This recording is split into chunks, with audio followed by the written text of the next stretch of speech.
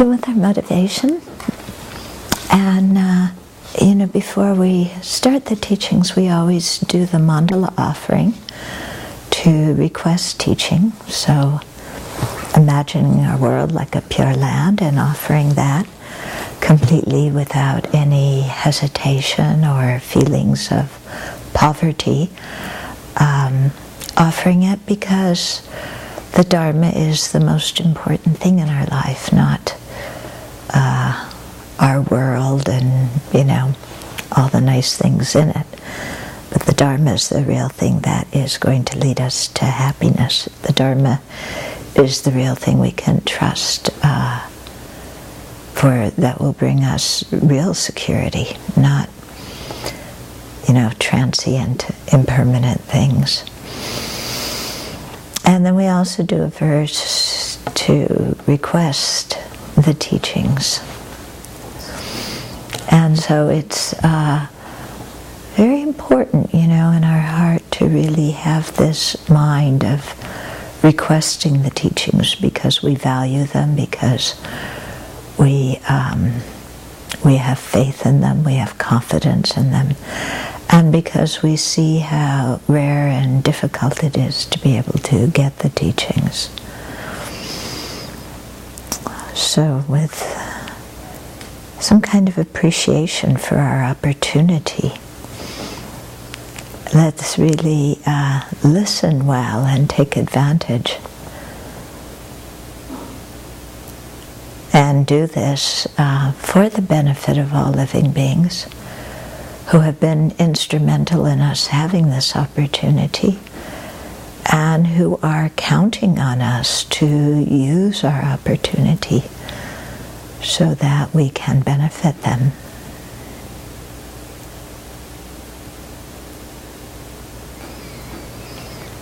Okay, so have a motivation of compassion as you listen, and a motivation of bodhicitta.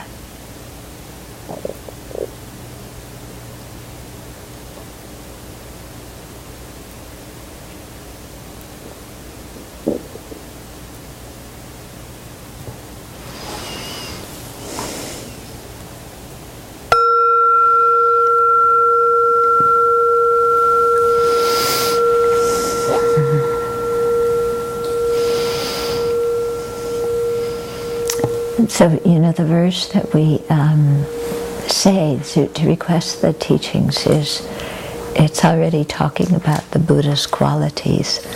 I have it memorized, but I always forget things when I have to say them. From the from the space of your truth body. Okay, so the truth body is the Dharmakaya. That is the wisdom of the omniscient wisdom of the Buddha, and also the true cessations and the emptiness of the Buddha's mind, but particularly the Buddha's wisdom here that knows all phenomena, and that wisdom is like space. Yeah, space is everywhere, isn't it? Unobstructed space is everywhere. It encompasses everything, and nothing can damage space. Yeah, because space is the lack of obstructibility. So it's there, and nothing can damage it. So in the same way, the Buddha's mind is just completely open like that. It's empty of inherent existence, and then even the Buddha's mind itself is free from all kind of afflictions and defilements and so on. So we're requesting that totally open, space-like, yet all-knowing mind of the Buddha. So the Buddha knows all phenomena, but his mind isn't a jumble. Sometimes the more we know, our mind gets really overpopulated with facts and figures and ideas, but that doesn't happen with the Buddha.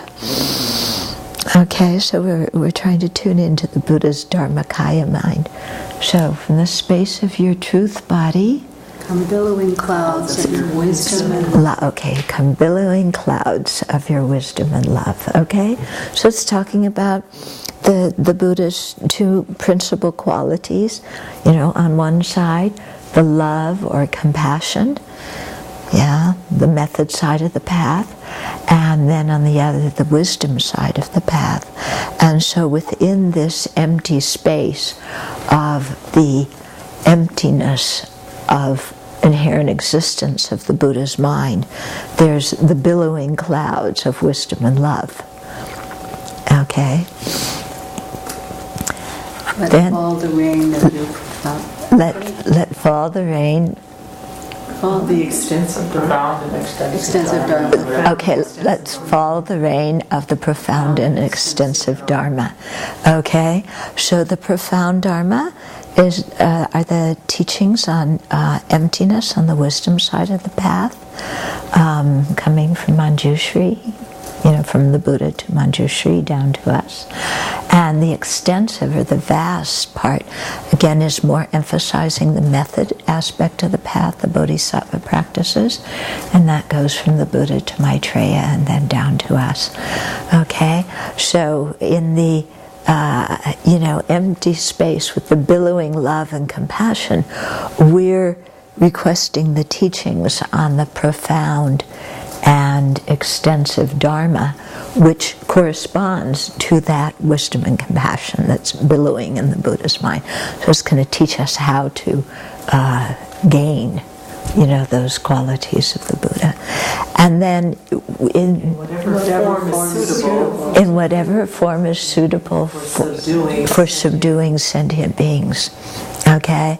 So when the Buddha teaches, he teaches with an awareness of the karma, the dispositions, the way of thinking of each sentient being. And so whatever he teaches are according to what that person needs to hear in the long run.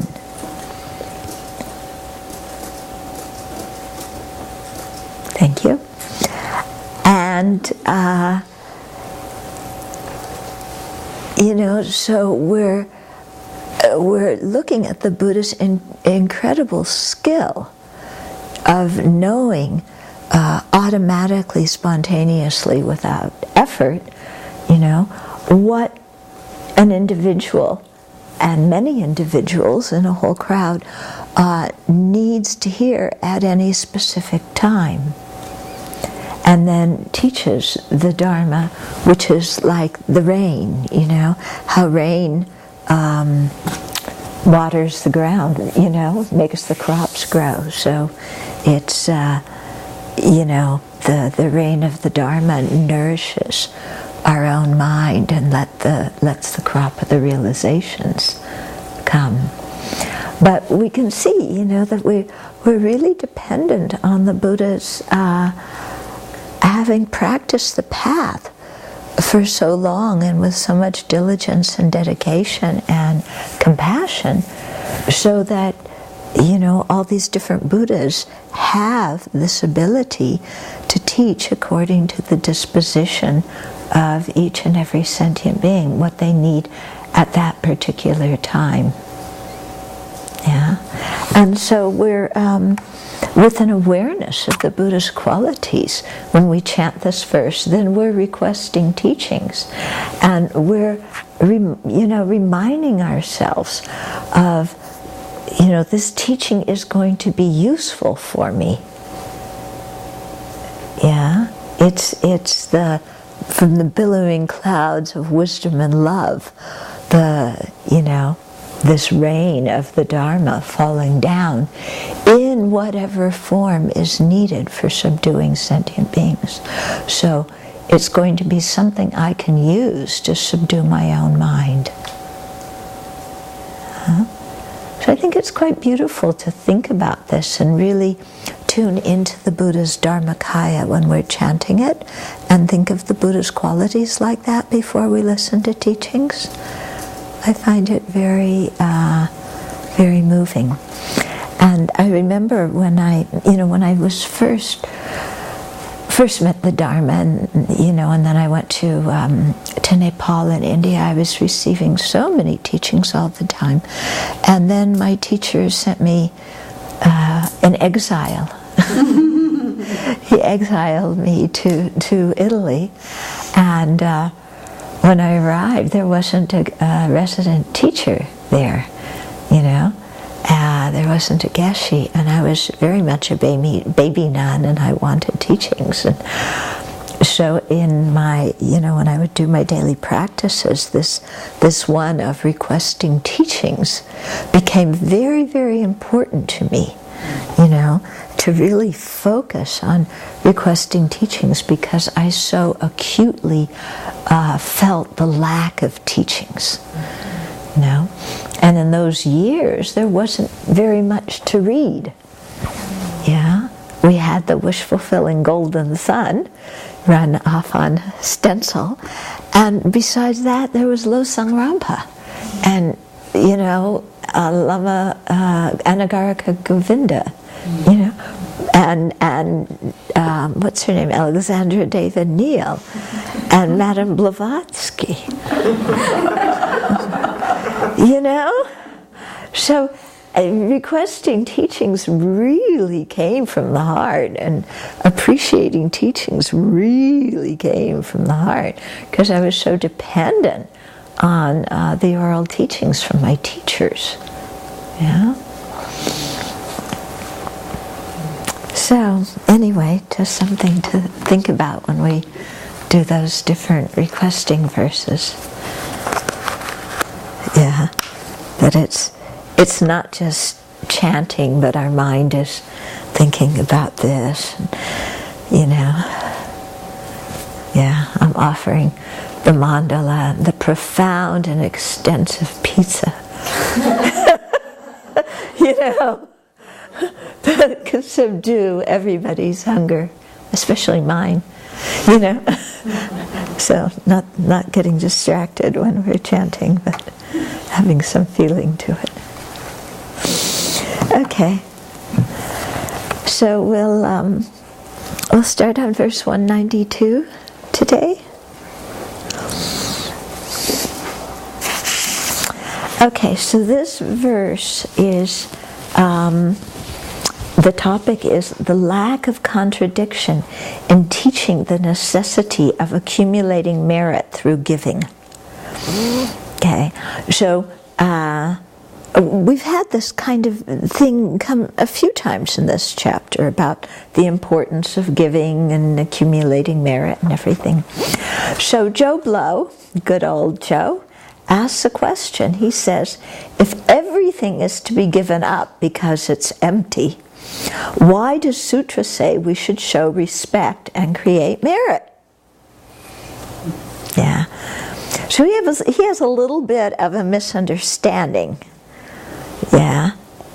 Yeah. If everything is to be given up because of its being empty, so you give up your wisdom, you give up your compassion, you give up your inspiration.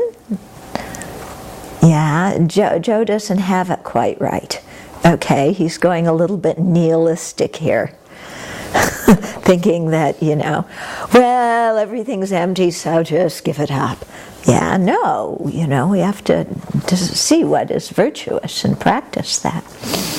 Okay, so why does the sutras say we should show respect and create merit? I don't want to show respect. Everybody should show respect to me. And I don't want to create merit. What is this merit business anyway? It sounds like, when you're in school and you want to get gold stars on your homework. Yeah, right?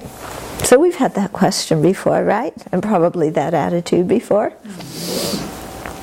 Yeah.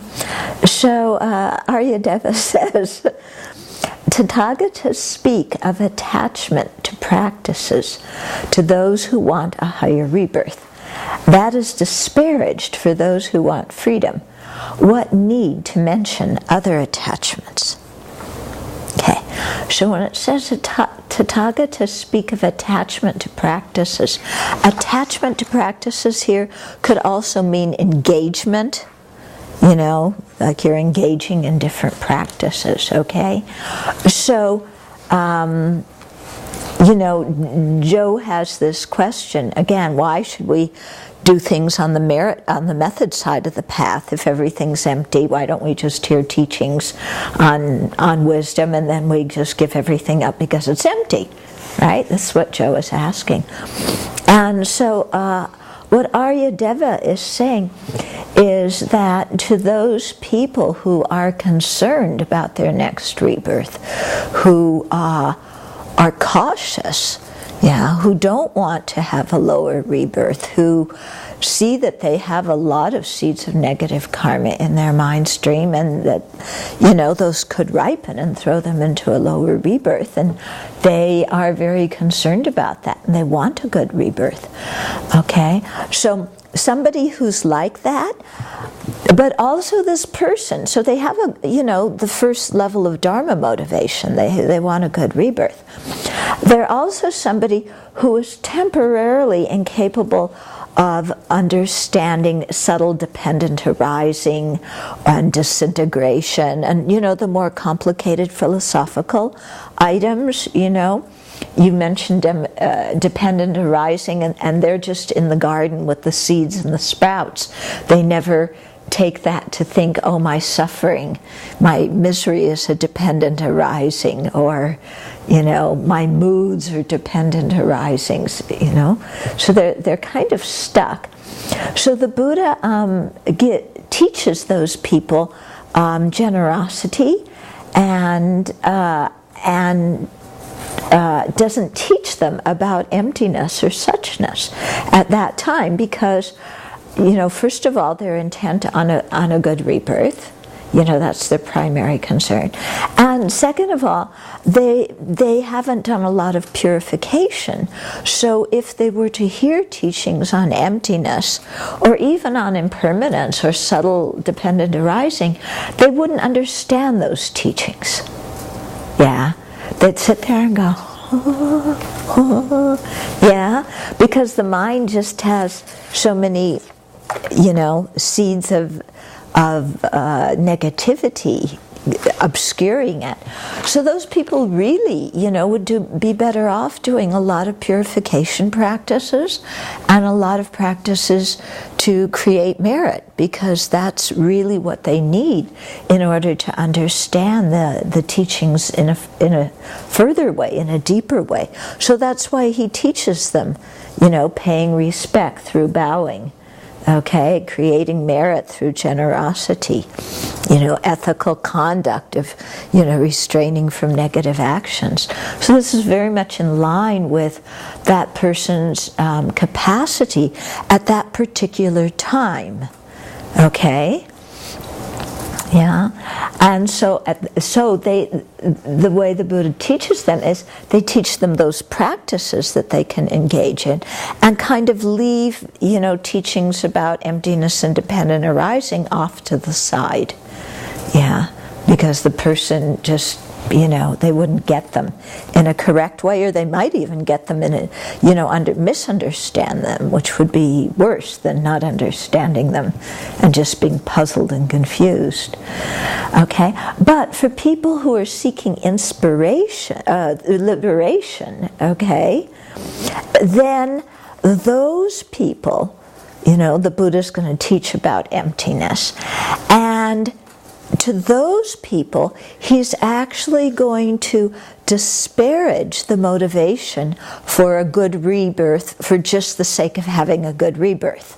Okay, he will, somebody who's intent on liberation, he'll say, yes, having a good rebirth is important because it's a stepping stone, because you need that opportunity to continue to practice in your future lives so that you can actualize your real motivation, which is to attain liberation. But, so the Buddha will encourage a good future rebirth in that way, but he's not, if that person starts talking about, well, I just want a good rebirth, you know, I don't want to be born in the hell realms or a hungry ghost or as a gopher, you know, then the Buddha is going to say, you know, he's not going to encourage that person in that way, because that's an inferior motivation compared to his motivation for liberation. Okay, so the Buddha will disparage the aspiration for a good rebirth, and so let alone, having attachment to bad deeds, to misdeeds. Of course the Buddha is going to disparage that as well. Okay, so Gyaltsabje says, if you renounce and ordain to free yourself from samsara, the Buddha will criticize your aspiration for a good rebirth. Okay, because to ordain you have to have, the minimum aspiration is liberation. Okay, and the point is, why settle for something less when you can achieve something greater? Okay, so if you can achieve liberation, why settle for just a good rebirth? And then, to extrapolate on that, if you can attain full awakening, why settle for liberation? Okay, but we're going to be taught according to our motivation, because our motivation is very indicative of our inner capabilities and our faculties, our disposition. Okay, so we hear the teachings that are going to accord with that. And so they say, when a Buddha teaches, that everybody hears it according to what they need. Yeah, which must be, due to the merit of the Buddha, that his speech can communicate that well with so many different kinds of people. Okay, but so here, what it's saying is, okay, for somebody of the first level practitioner, first lower capacity, you learn giving, ethics, and things like that, paying respect, purification, and so on. Then for somebody who wants liberation, they're going to have to learn emptiness. For somebody who wants awakening, full awakening, they're going to also have to learn about bodhicitta and do the far-reaching practices. So you learn a different thing according to your own long-term vision. So you might say, well, wait a minute, I'm not, if I'm really truthful, I'm still focused on the happiness of this life, and I barely think about a good rebirth. It's a good day when I really care about my next rebirth. So why am I getting all these kinds of teachings? Yeah, on emptiness and bodhicitta and stuff like that. Well, it's, obviously in a previous life we made some prayers to meet the Mahayana Dharma, and we created the merit for it. So then we have the privilege and the good fortune to meet the Mahayana and to hear those teachings and to begin, the process of understanding them now.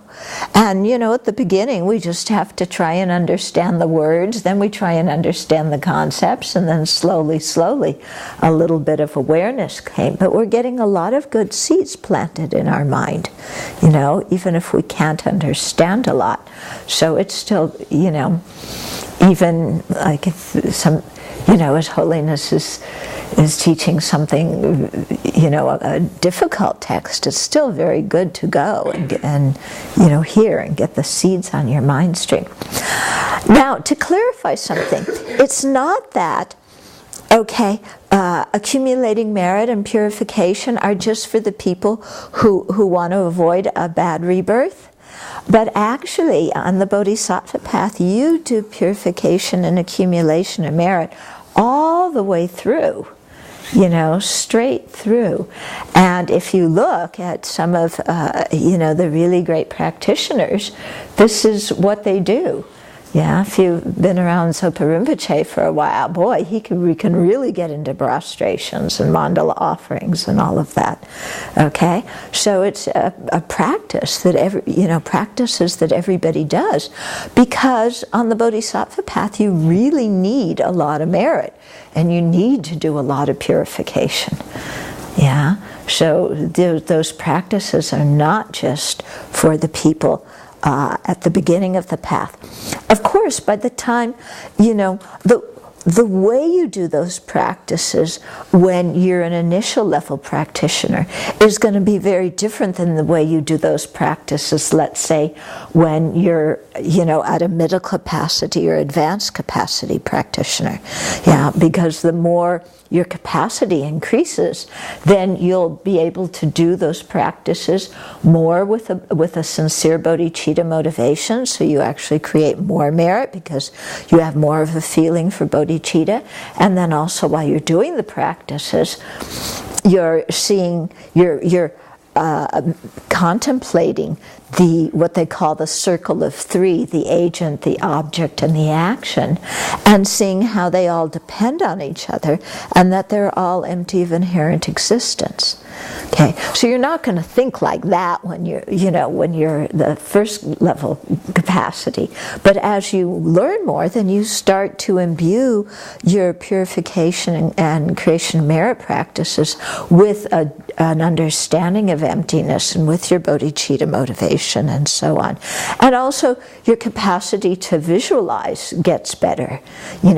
When you're first doing your prostrations, it's just me, going up and down and up and down. And then after some time you remember, oh yeah, I'm supposed to be visualizing all my previous lives also bowing. And oh yeah, what about all sentient beings bowing with me? Yeah. And then what about, on every atom of the universe there's a Buddha surrounded by bodhisattvas, and me with all my previous lives and all sentient beings, we're there too on each and every atom, bowing to all these Buddhas. Yeah. So, your ability to even remember to do that, and to think about it, let alone have a clear visualization, that's going to increase as you practice and get more into your practice and develop more capability with it. Okay? Okay, Joe, so that's why we do those practices. Don't stop. Like Lama Tsongkhapa, he was already quite a well-known teacher, and then Manjushri told him he needed to go off and do purification and creation of merit. And so he did with 8 special disciples. And I had the fortune to go to, those places, that one of the places where he did that when I was in Tibet. This was many years ago. It's a place called Urka, and it's up, high. There's kind of a ridge, and there, and Jay Rinpoche did 3.5 million full-length prostrations on stone. He didn't have a nice yoga mat or carpeting that was padded, or a board, with the mittens that slide. Because when you go there, you can see the outline of his body on the stone. Okay, and similarly, when he did mandala offerings, he did it on stone. They said his whole forearm was raw from, because you're rubbing like this. But on the stone where he did it, you can see there's self-arisen, like flowers and letters and little offering things that just kind of self-arose out of the stone. I think by the fact of him doing that practice and visualizing, and yeah, and it's really quite inspiring when you go there. And we kind of struggle through 100,000, and he did 100,000 for each Buddha, so 3.5 million. Yeah, and I don't think he had one of those clickers either. Yeah. And I don't think he added on, when he just did 3 prostrations, like before sitting down to meditate. I don't think he added those on to his prostrations. He just did it when he was fully doing the 35 Buddhas. Actually, they say, that in the sutra, they say that, because it says to the Tathagata, so-and-so, or to the one thus gone, so-and-so. Yeah, that the sutra doesn't have the part that says Tathagata at the beginning. But so when Jay Rinpoche was doing his prostrations, he had a vision of the 35 Buddhas, but without their heads. And so then he went back and started doing it again, this time saying to the Tathagata and putting Tathagata before each name. And then his visualization, they all appeared clearly.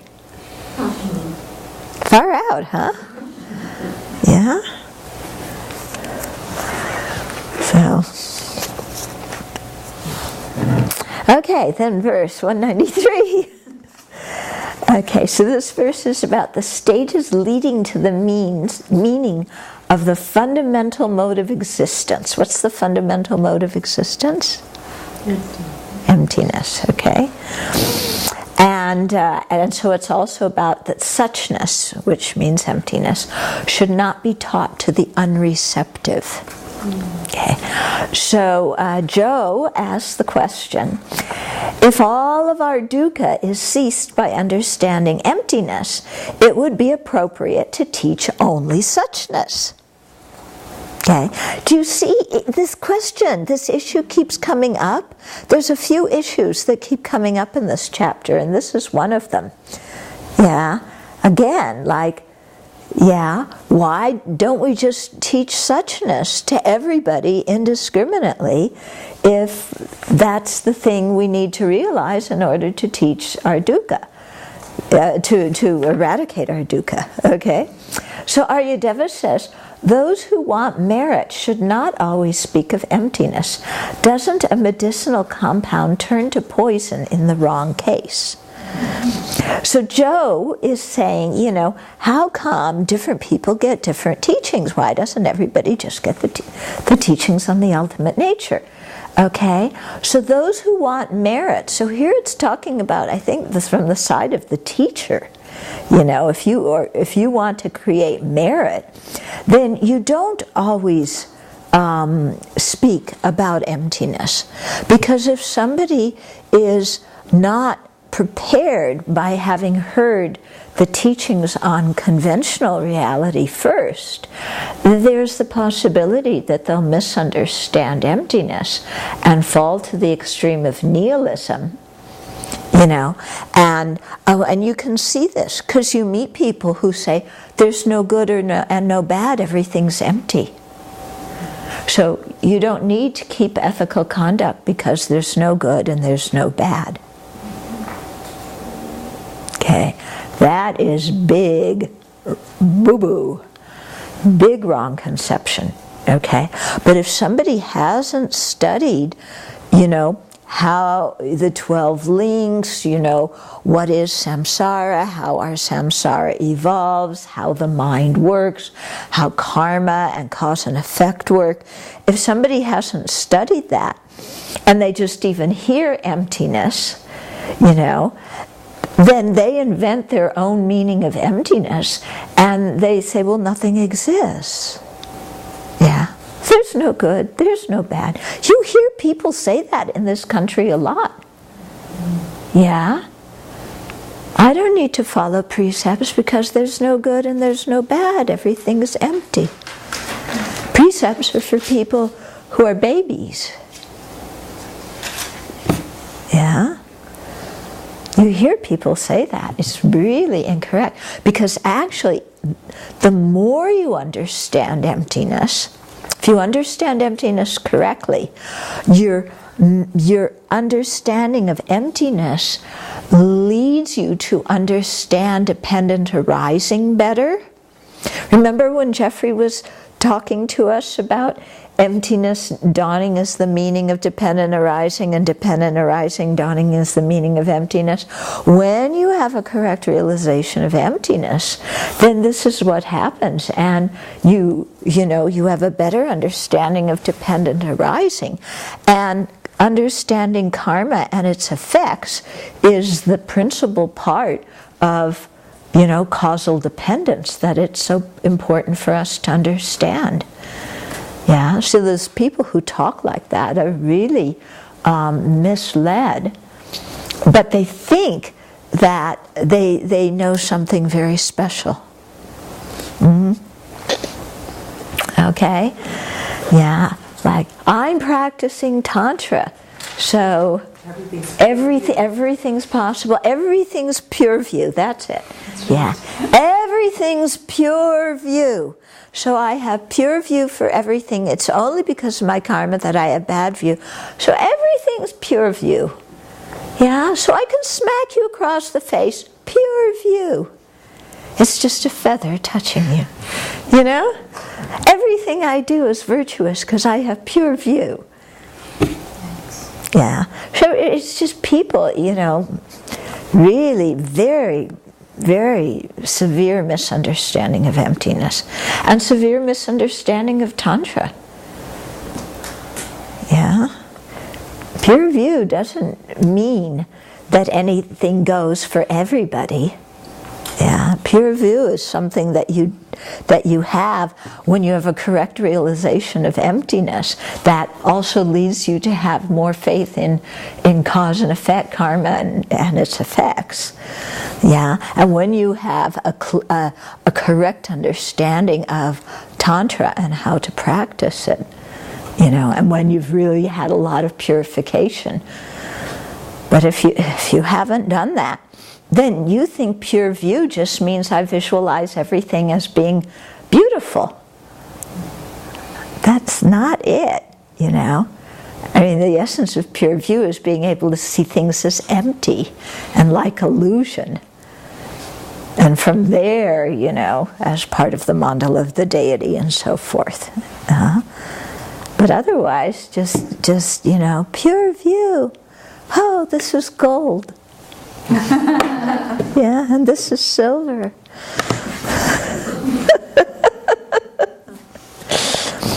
And I am Buddha, so what everything I think, even if it's, no matter what it is virtuous. Yeah, it's not the correct meaning. Okay, so if you teach emptiness to people who are unreceptive, people who haven't had enough preparatory teachings first, it will actually damage them. Because either they will reject emptiness, saying it's just total garbage and foolishness, or they'll think that everything is non-existent, and thereby disparage karma and its effects, and that will lead them to have a lower rebirth. Okay? So therefore, if you seek to have the merit of caring for others and actually being of benefit to others, then you don't speak about emptiness to people without first examining their level of mind and what they understand and what they don't understand. You know, and what teachings they've had, and if they understand those teachings, and so on. You have to examine that, and not just, you know, have this thing of, you know, well, I'm just this wonderful teacher, and I'll elaborate on emptiness, you know, and show everybody how much I know without, you know, ascertaining who the people are. And I think that is the same really for giving tantric initiation as well. It says the teachers are supposed to scrutinize the disciples before giving initiation and see that people are prepared and they're ready and so on. Yeah, not just kind of giving it. So the idea is that an appetizing and potent medicine becomes poison when given to the wrong patient. Yeah. So something that's the medicine for one person can become poison for the other person. Same like in regular medicine. Yeah. One kind of medicine can cure one disease, but if you give a person, you know, if you give it to a person who has the opposite disease, then they're going to get sicker, you know. So it's very important to know people's different levels of mind. Okay? So we don't just teach emptiness indiscriminately. I think I've told you that that story about Song Rinpoche when I went to see him, his previous life. And yeah, it was in Dharamsala. He was actually staying at Trichang Rinpoche's house. So I went to visit him, and I had a question about emptiness. And I asked him, I can't remember what the question is. And he looked at me and he said, "You wouldn't understand the answer even if I told you."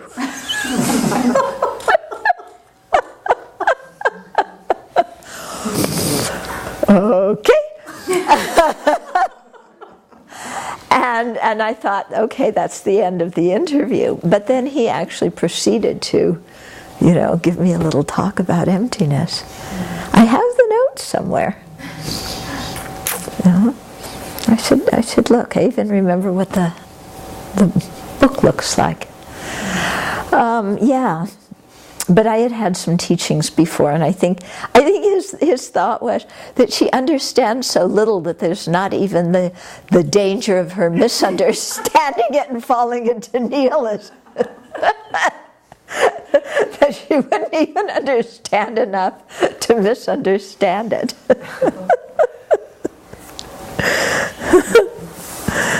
So we went to visit his incarnation when we were at Sarah, and also last year when you met him too. Yeah. Okay, then verse 194. So this verse is about the means to understand suchness. So just as a barbarian cannot be guided in a foreign language, ordinary people cannot be guided except by way of the ordinary. Okay? So this again is kind of coming down to the question of, why do we need to learn both conventional truths and ultimate truths? Ordinary people cannot be guided except by way of the ordinary. So we have to learn about conventional reality and how things work on a conventional level and cause and effect and all these kinds of things. Yeah. So, how our samsara evolves, how we get out of it. Why do we have to, it's coming down to this same question of why do we have to learn all these things again? Okay, well, it's just because a barbarian cannot be guided in a foreign language. Ordinary people cannot be guided except by way of the ordinary. I think I told you the first time I met Lama Zopa.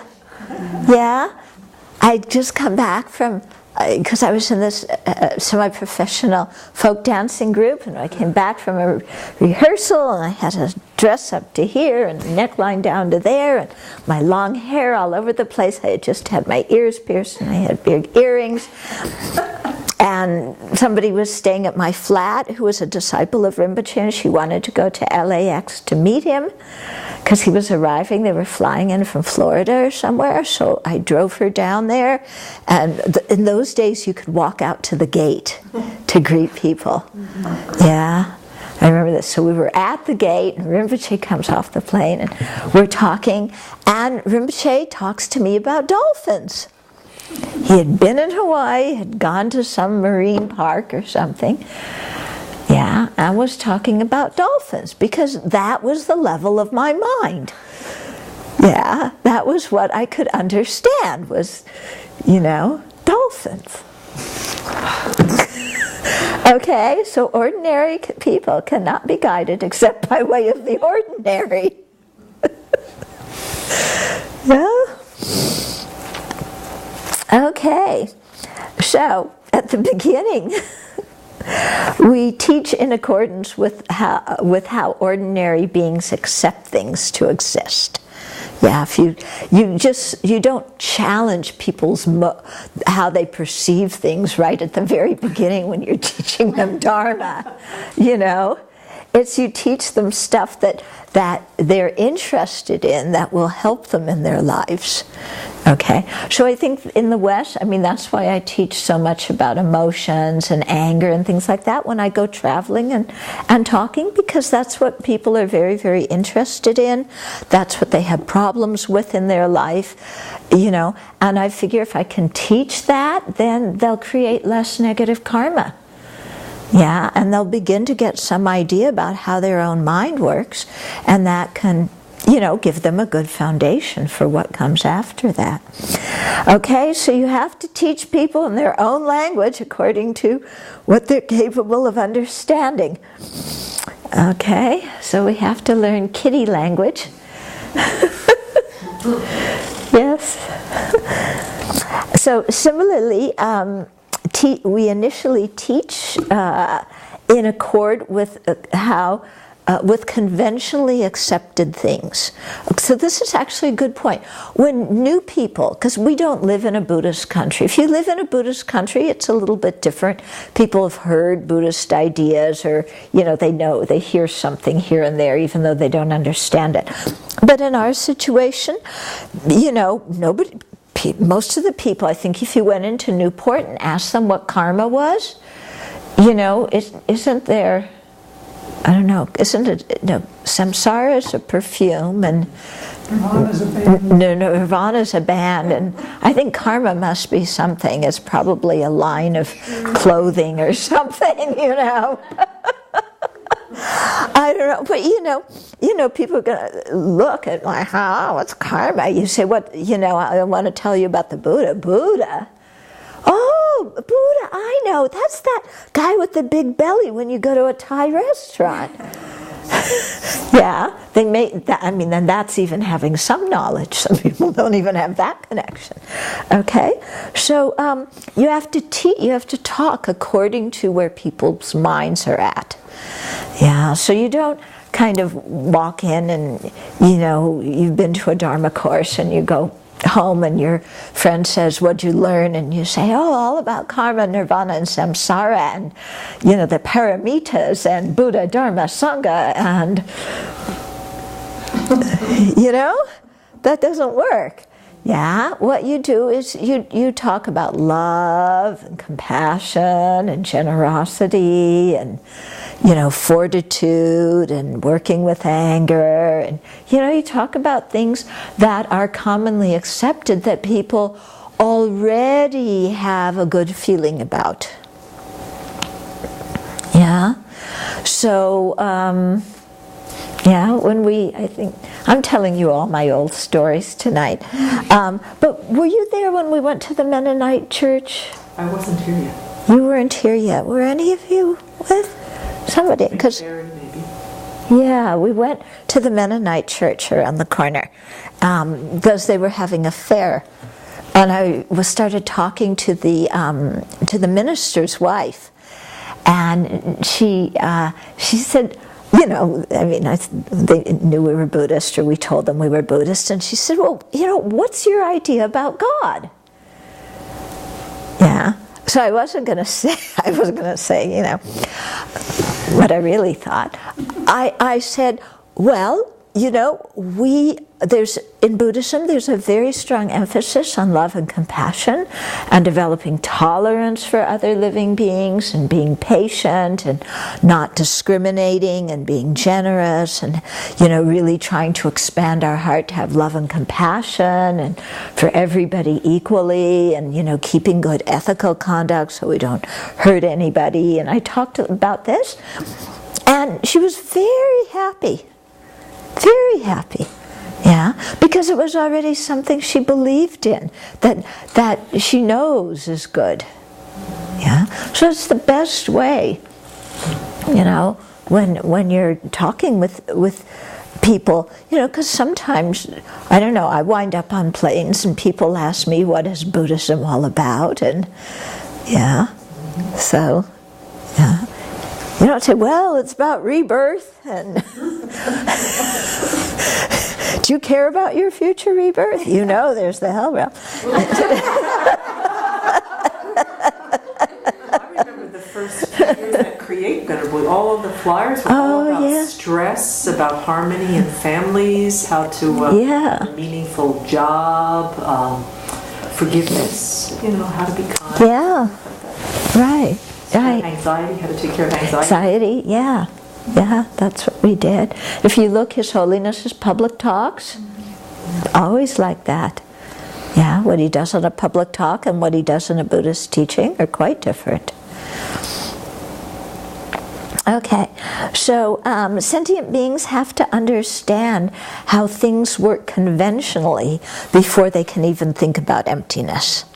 Okay, so, after you get them looking at their mind and calming down and everything like that, then you can start to talk about karma. And that leads into talking about ethical conduct. And then that leads into, more about cause and effect and how things are impermanent, and, the importance of ethical, of having precepts, and the importance of introspective awareness, so that we, are aware of what we're saying, doing, thinking, and feeling. So, you kind of lead in by teaching all those things. So, Chandrakirti said, conventional truth is the means, ultimate truth is the outcome of these means. Okay? So, and you can see that if somebody has a very solid understanding of cause and effect, it actually helps them a great deal when they learn emptiness and start meditating on emptiness, not to fall to nihilism. Because they already have in their mind, oh yes, effects rise due to causes. And it's not just one cause. There needs to be a whole constellation of conditions. And it's all these things coming together. And they've heard that, and they're thinking about that. So then when they hear about emptiness, they don't immediately go, well, nothing exists. Yeah. Okay. Then the next verse, I'm not sure we're going to get through it. This is kind of an interesting verse. Do you have some questions? Just a comment about this scrutinizing, before tantric teachings happen. What I was thinking of with Lama Zopa Rinpoche, he teaches so late at night that everyone falls asleep. So there's one way of making sure that people don't. Right. Yeah. And probably with His Holiness, I mean, his skill is such that, Yeah. So. Exactly. Because I think lots of times people come for the initiation. Yeah. But like you said, with Rinpoche, it's in the middle of the night, so people fall asleep. Or he coughs a lot, and then people leave. Yeah. And then with His Holiness, you can see in the big public initiations, he doesn't go into a lot of depth explaining the different steps of the initiation. If you've had initiations before, then you will know how to visualize and how to think. Yeah, but if you haven't, he doesn't stop and explain it when there's a big public thing. Yeah, so, in some cases, you wonder if the people have actually taken the initiation, because especially if people haven't been aware that when they're taking vows and commitments, if they haven't been conscious, oh, I'm taking vows and commitments now, then they haven't taken like the Bodhisattva vows or the Tantric vows. And if you haven't taken those, then you don't really receive the initiation.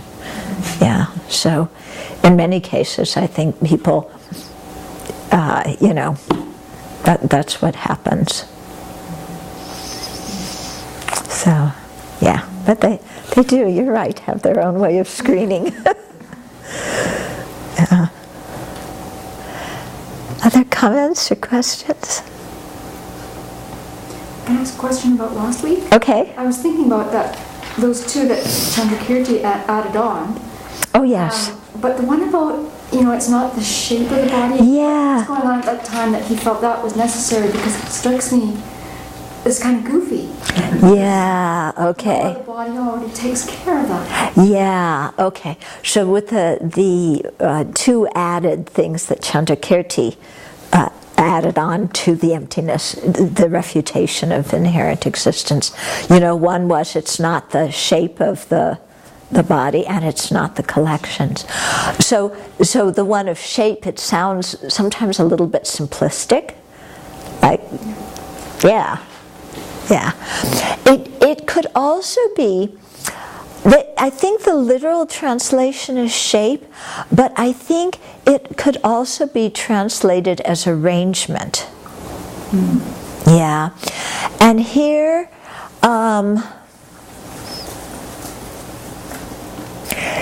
because just thinking that it's how to say.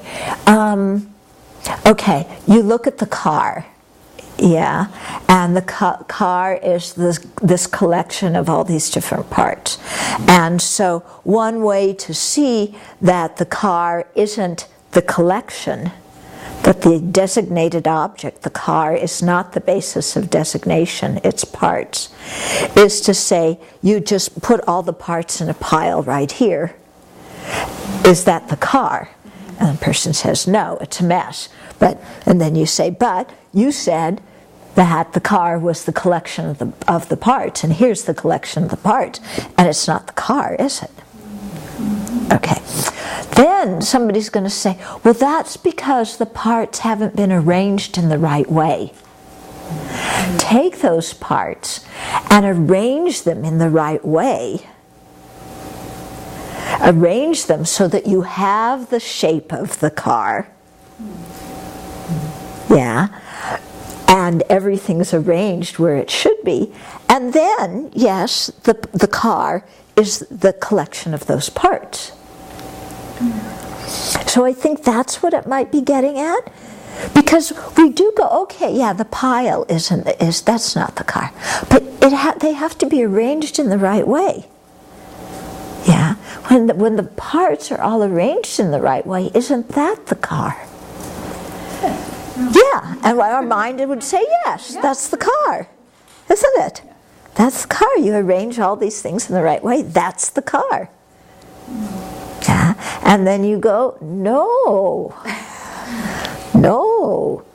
How, what exactly is the car then? Are you saying the collection is the car? Are you saying the arrangement? What is an arrangement? If you're telling me the arrangement of the parts is the car, what is an arrangement? An arrangement of the parts is the shape of the car, the way the parts are put together. But is the way they're put together, is the shape, is that the car? No. Yeah? So I think it's getting at that. Yeah? Yeah. When you say for those who are not ready to receive the teachings on emptiness, there's this method path and the wisdom path. How, like if you practice the method path and there's a teacher or a sangha, and they must have practice, of course, the wisdom path too. Oh yes, of course. There's some teachers like Kunu Lama who emphasize bodhicitta so much in his practice, and I wonder how much there is in his practice about emptiness too, because that's so emphasized. Yeah. When we talk about the extensive lineage and the profound lineage, it doesn't mean that the lamas in those traditions only practiced method or only practiced wisdom. It just means that out of all the teachings they gave, what we're drawing out as being really important to us are their teachings on wisdom or their teachings on the method. aspect of the path. Okay, it doesn't mean that they didn't practice the others. Yeah. And so, and I mean, same with Kuna Lama Rinpoche. He emphasized bodhicitta, you know, but obviously somebody who emphasizes bodhicitta knows that wisdom is what you have to develop in order to accomplish what your bodhicitta is aspiring for. Yeah, so it's not that somebody who, you know, practices bodhicitta just does that and doesn't think about wisdom at all. If they did that, then they haven't really understood bodhicitta correctly. Yeah.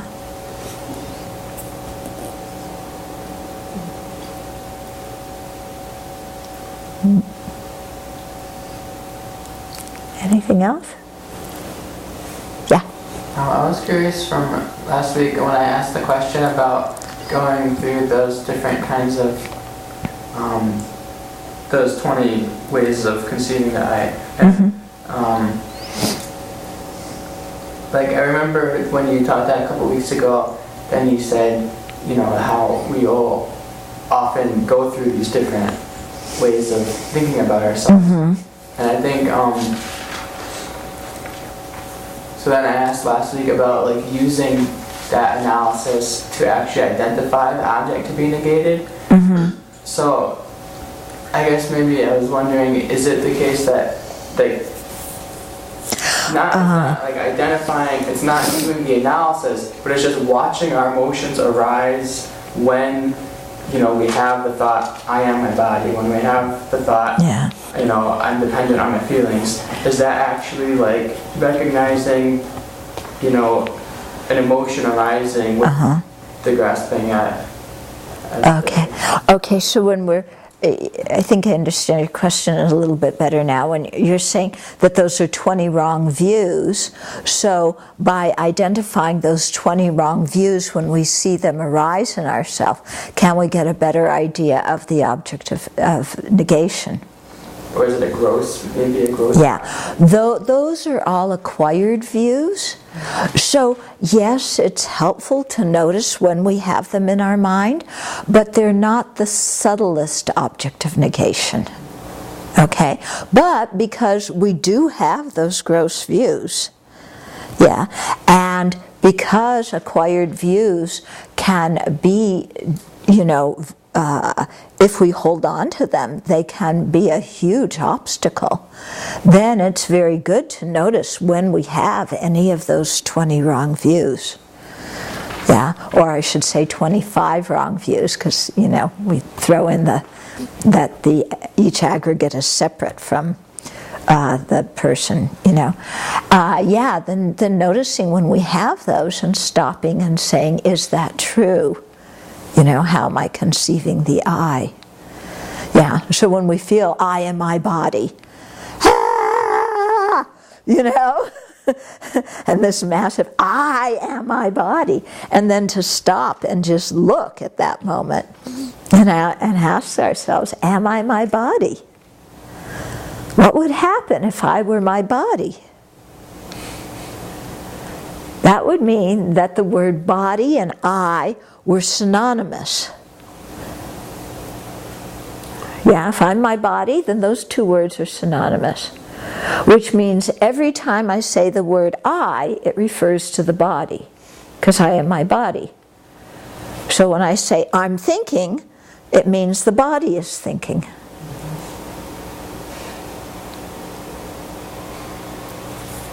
Yeah? That doesn't sound right, does it? Body's not thinking. Okay?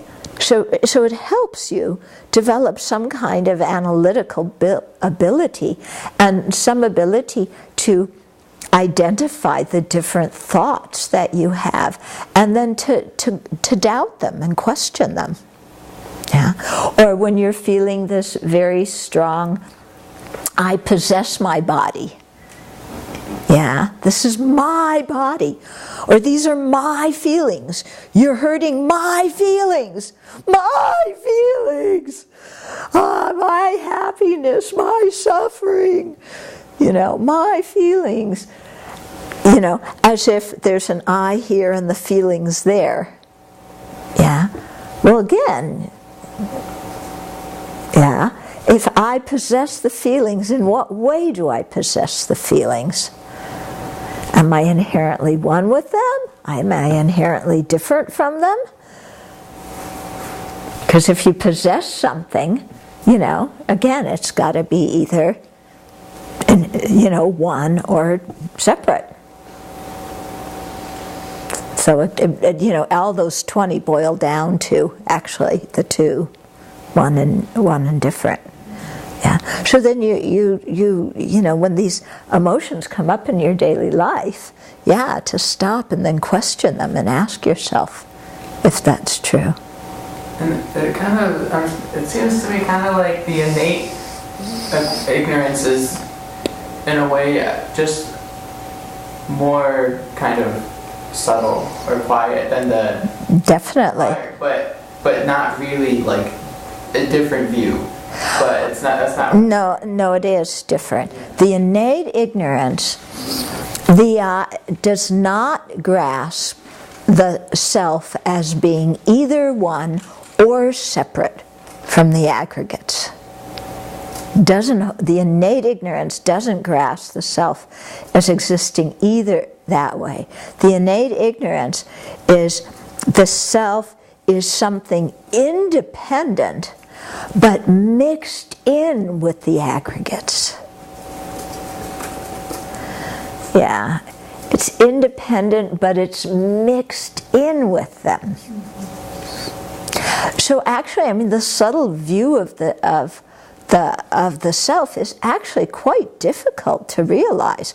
I mean, we don't even realize when we're thinking I am my feelings or I am my body, or you know, or when we think, sometimes we think I'm totally separate from it, you know? Yeah, my body can get sick. I don't care, I don't feel anything. Yeah. So we go to that extreme. Yeah. So it's very good. Try and identify the gross things first, and then try and identify the subtle one.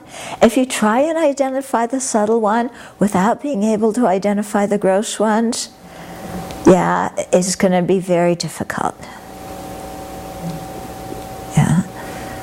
So, you know, the idea they usually, or the example they usually give, which is quite a gross one, but it's still hard, is when somebody accuses us of something that we feel we didn't do, and it's unjust. That feeling of, but I'm innocent. Yeah. I've been chewing on this innate or not to thing. Mm-hmm. So the image that comes to me is like when you fall off a ladder, starting to fall off a ladder, the self-grasping that comes up. Vividly, you think you're your body in that moment. Yes. How can that be acquired? That just doesn't like. Yeah, I mean, okay. So how can that not be acquired? Because when you're falling off the ladder, yeah, how can it not be innate? Because when you're falling off the ladder, I'm my body. I had that same question. The reason they give, and this is something to chew on, is that yes, that's true. We do feel, you know, in some way we feel I am my body at that point. But if that were an innate grasping, then we wouldn't at other times feel like, oh gee, that other person is so attractive, I wish I could have changed bodies with them. In other words, we can have completely the opposite idea. Yes. Can't we? Yeah. And that thought just comes naturally in our mind. Oh yeah, why can't I change bodies with that person? So they say because, you know, we can just as easily have that other thought, that then thinking that we are our body is not complete, is not the innate object of negation. Then I guess because I was just actually reading this thing that His Holiness wrote. So we have those 3 levels of grasping, so that we just are sitting here and we have the appearance of true existence, but we don't grasp it. Right. And then we have the place where we assent to it, and then we have the 3rd step where we grasp. No, assenting to it is grasping. But he just defined 3 different ways. He said you agree to it and then you grasp at it. Anyway, even if there's only 2. So there's actually in the middle is you think the self is self-sufficient, substantially existent.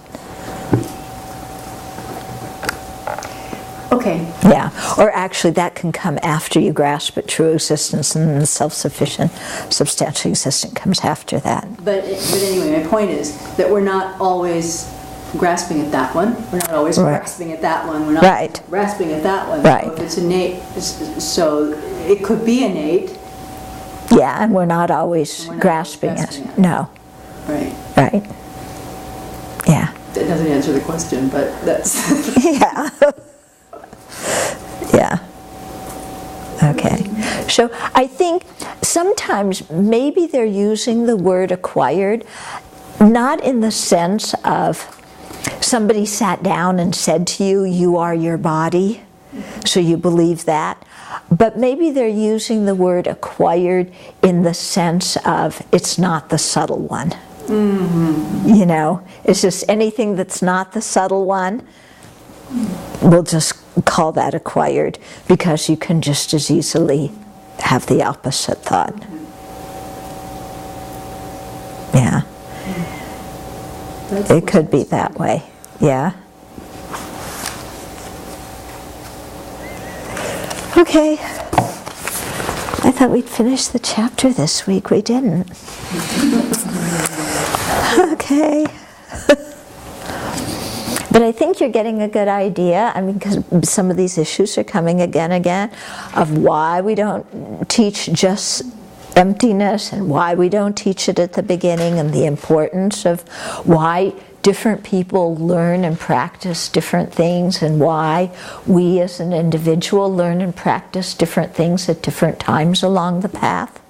You know, hopefully these points are becoming clearer to you.